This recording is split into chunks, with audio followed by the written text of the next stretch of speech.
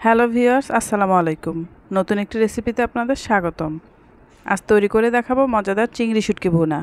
প্রথমে আমি একটি বাটিতে কিছু পরিমাণ চিংড়ি শুটকি নিয়ে নিলাম।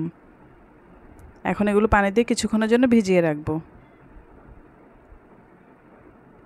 কিছুক্ষণ পর ভালো করে কচলিয়ে ধুয়ে নিব। বারবার পানি পাল্টিয়ে ধুয়ে নিতে হবে, এতে করে চিংড়ি শুটকির গায়ে লেগে থাকা ময়লাগুলো পরিষ্কার হয়ে যাবে।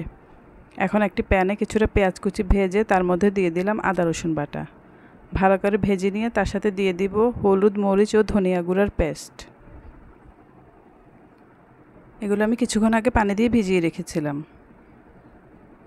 ভালো করে মেশানোর পর দিয়ে দিব পরিমাণ মতো লবণ।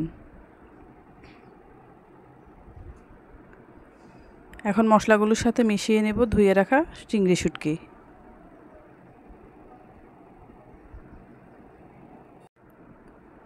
শুটকিগুলোকে মশলার সাথে ভালো করে মিশিয়ে কিছুক্ষণ কষিয়ে নেব।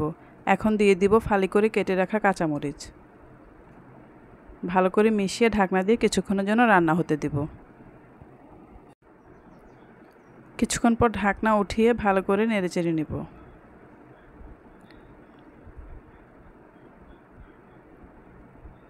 আস্তে আস্তে নেড়ে ভাজা ভাজা করে নিতে হবে।